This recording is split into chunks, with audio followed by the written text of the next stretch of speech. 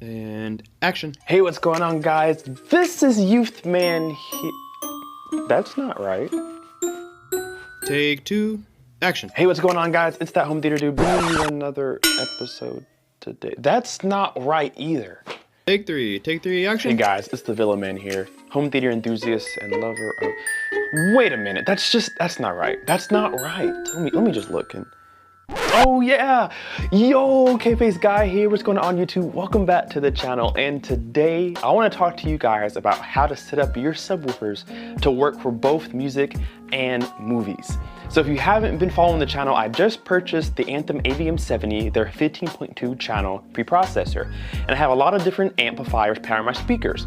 But today I wanted to sit down and talk to you guys about my experience on the subwoofers and integrating those within my system.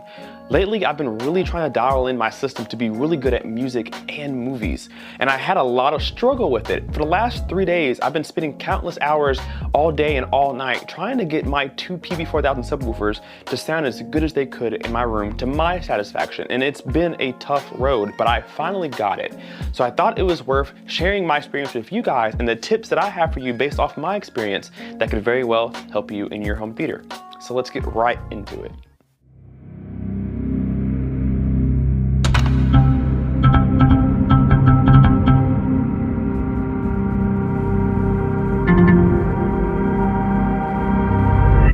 Alright guys, so I'm going to tell you what I'm working with equipment-wise so that you guys kind of get an idea of what's going on.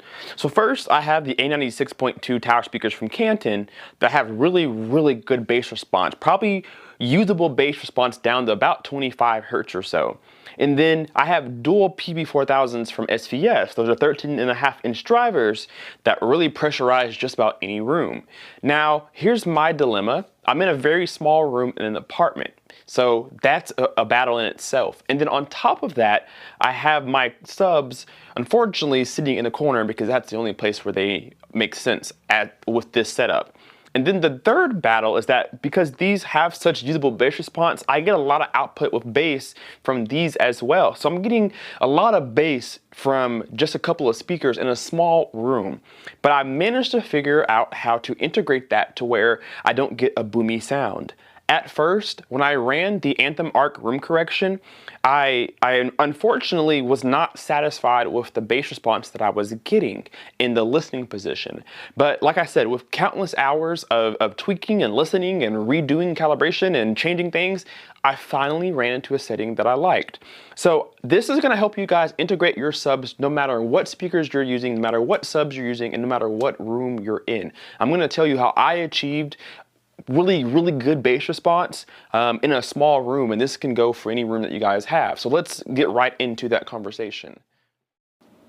All right, guys, so I have Anthem room correction pulled up on my laptop, and I know everybody doesn't have Anthem room correction as their choice of calibration, but these settings will be in your calibration system regardless of manufacturer, I promise you. What we're gonna focus on is the crossover first. So I have my front speakers crossed over at 50 hertz. That's front left and front right. They're, again, usable bass output is down to about 25 hertz, and then up to, I think, 50,000 hertz. And then my subwoofers can dig down to like 17, 16, 15. So I have plenty of bass output from both my towers and my subs. Now my issue that I was running into is that it had a very muddy, bloated sound. And at first, Anthem had crossed my subs at 170, and then the LFE track was at 120. And I absolutely despised that. So here's what I did. And this will help you if you're having a very muddy sound or there's just too much bass in the room. I crossed my fronts at 50 hertz, and the reason why I did this, again, there's usable bass at 25 hertz, but the quality of bass sounds different. Just because your front speakers can play low doesn't mean they sound good that low. With the Canton, it's not that case. It does sound good, pretty good down to 25 hertz, but again, it's not as impactful as a subwoofer is going to be. So I cross my front speakers at 50 hertz, and they send the rest of that bass down to the subwoofer. Now in your system, you probably have a graphic equalizer. I know Yamaha does, Denon does, and Marantz does, and other high-end products will as well. You can change the slope of your frequency roll-off. Slope means this. Let's look at the front speakers here. You can see the black line as it falls off. there is a roll off at the lower end. So right at 50 hertz here, right at 50, we're getting output, and after 50, it starts to roll off. So it still plays those frequencies under 50, but it starts to roll off, meaning it gets quieter and quieter. And as you can see here, I can send bass to subwoofer at different points of that crossover. So if I click on flat, it doesn't roll off at all. I pretty much just turned off the crossover. If I put it on first, you can see that it starts to change that black line. It starts to change its roll off when it starts to drop in frequency. So what this did for me was allow my speakers to still play usable bass, but not so impactful that it starts to mesh with the subwoofer and starts over pressurize the room. That's one thing that really helped me. I had a really muddy sound between 80 hertz up to 200, 250, and I hated it. And it really overpowered the rest of the frequency spectrum. So rolling my subs, or excuse me, rolling off my fronts really helped my sound. And then cutting them off at 50 and then starting that roll off was perfect. Now, if we look at my subs here, when I first ran the room correction, it had my subs crossed over, I think, at 170, which is very high in my personal opinion. Usually I keep it at 120, but the cool thing about Anthem is that they allow you to set 2 different sub crossovers, and most likely your receiver does too. You can set your crossover on your subs to whatever you want to on room correction, but then there's an LFE crossover, meaning low frequency effects. That's what's in movies. That 0.1 in a 5.1 or a 7.1, that 0.1 is your subwoofers, its own information. So I have the ability to go here on the graph and set my subwoofers to a low frequency point, but still set my LFE track to 120. You want to set your subwoofer LFE track to, or its crossover to 120, because there is information in movies where the audio engineer wanted to have a certain emphasis at that frequency, as high as 120 hertz, if that makes any sense. So when you're watching a movie, let's say Fury or Ready Player One, there may be a scene where that audio engineer wants your sub to play 120 hertz, not your speakers, because the sub's gonna give you a lot more impact at that frequency than your speakers will, because of a much bigger driver and usually much more power. So I can set my crossover to my subs at a lower crossover and then set my LFE to a different crossover. So in this case, I have my high frequency extension, meaning I have my subwoofers crossed over at 60. So what does this mean for us? It means that whenever my speakers start to get to the point where they're gonna roll off, here on my subs, it's gonna start to take over. The reason why I did not like my crossover on my subs to be so high is because my subs did way too much with the 80 hertz on upward. It's just way too loud and the room is way too small. And then my speakers are also playing those same frequencies. So I essentially have 6 drivers playing 180 hertz, 200 hertz, 150 hertz, 80 hertz. And I did not like it. It just sounded way too boomy and it took me forever to EQ it out. So lowering my crossover on my subs allows my subs just to play those super low frequencies, which is what subs are made for. And then my towers will take everything over above 50 and onward.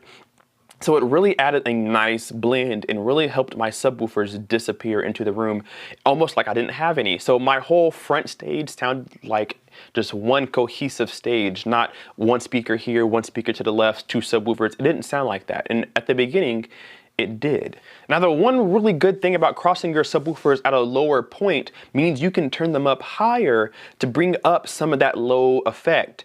So for example, again, I have my subwoofers crossed over at 60 hertz, meaning I can turn up the volume a little bit and get some really nice low frequency bass at 30 hertz, 40 hertz, and it still sound cohesive, coherent, and not overpowering. Imagine having your subs cross over at 120 hertz and it was too loud. Well, if you turn down your subwoofers, you're turning down all frequencies. But this way, I cut them off. I just had them completely turned off, basically.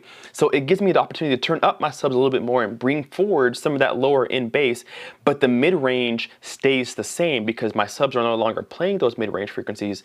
My speakers, my tower speakers are. This, I cannot express how boomy the sound was beforehand, and now I have a really nice cohesive sound without sounding overpowering or overbearing or separating the stereo image. It still sounds like 2 speakers are in the room, even though I'm using 2 speakers and 2 subs. And like I told you guys, they're tucked into a corner, so there's a lot of room boundary gain. I'm able to EQ that out as well. I was getting a really bloated sound at 80, 100, 120 hertz, but lowering my subs crossover took away a lot of that pressurized sound built up in those corners. Now, acoustic treatment can fix this, but I'm not going to put a whole bunch of acoustic panels in my small living room. It just aesthetically, I just not the house for that. But in the future, I definitely will have a dedicated home theater room, and then I'll be able to treat the room properly for mistakes like that. Now, guys, peaks and nulls. Let's talk about that really quickly. Let's look at subwoofer 2 here, and you can see on the graph the line in which each subwoofer looks like in my room here. So you can see right around that 50-100 hertz range, there's a big peak compared to everything else. Now, this is where my crossover point is after 200 at the time. It's rolling off there pretty steep, and that's supposed to be there because you don't want your subs playing too high. But right around that 50 to 100 hertz, you have a really big increase in sound there. And that's exactly what I was hearing that I did not like. Now, you can EQ peaks, but you really can't EQ nulls. What I mean by peaks and nulls is peaks is when you have boosted frequencies that are they're unwanted. And then nulls are the opposite effect, where you're missing some frequencies here that you otherwise want. So in this case, my problem was I was having a big bloated sound between 50 and 100, just a little bit higher than that, and it sounded terrible. So you can EQ this out, but nulls you can't. Let's say if I was to bring this up to meet the rest of the frequency, well, the problem is that I may over skirt my driver, meaning it may work too hard to reproduce that boost of frequency. Also, it takes a lot more power to reach those levels of volume. Same thing with the front speakers here. You can see you have a lot of peaks and nulls in this room with your front speakers here. Like for example, 200 hertz, there's a giant dip here, but there's a big increase at 50 to 100. Again, that was what I was hearing and I hated it. So what I did was take the subwoofer out of the equation and it meshed it so much better. Now again, you can't really EQ this in. You can't add more frequency to or add more volume to this frequency. You'll end up over excurting or damaging your drivers. But you can bring stuff like this downward. Instead of bringing something up, instead of boosting a frequency, it's always best to lower a frequency, because this way you're not adding distortion or even worse, adding clipping, damaging your speakers, making heat come to the woofer, and that's internally going to destroy your whole speaker. So that's kind of what I spent my last 2 or 3 days doing, was some critical listening. I haven't done listening like this ever in my life, but now Anthem provides me the software and I'm able to really sit down and listen to and actively fix what's going on. I can see what's going on and sit in my listening position and fix it as I do it. And that's just something that I can't thank Anthem enough for allowing us to do, and other things like Dirac and Room EQ Wizard. Those things like that are definitely something I think you guys should look into having. So to end this long video, basically guys, what I'm saying to you is sit down in your receiver or AV processor and correct those crossovers. There's so much more to it, but first and foremost, if your crossovers are wrong, then a lot of other things won't be fixed until you get the crossover right. So go back into your processor or your AV receiver and play with those crossovers. See if you have an LFE crossover. That's something totally different than your sub crossover. LFE crossover is something made for movies, but your subwoofer crossover is just a crossover in general. How much space do you want your speakers to play? So again, one last time, I put my fronts down to 50, so they play from 50 on upwards with no crossover, and then once it starts to get below 50, it starts to pass that information to the subwoofer. My subwoofer then takes the responsibility from 60 hertz on downwards. And again, the reason why I chose this frequency is because anything higher, it just sounded too muddy and too bloated in this room, so I cut that off so that this does not play much over 60 hertz.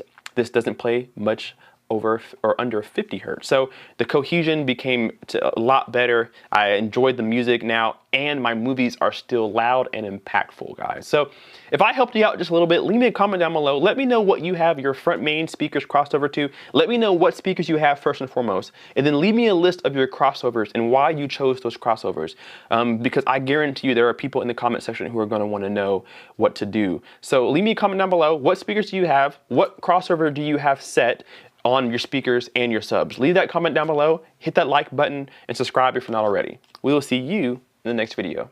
Kpaceguy out. Peace.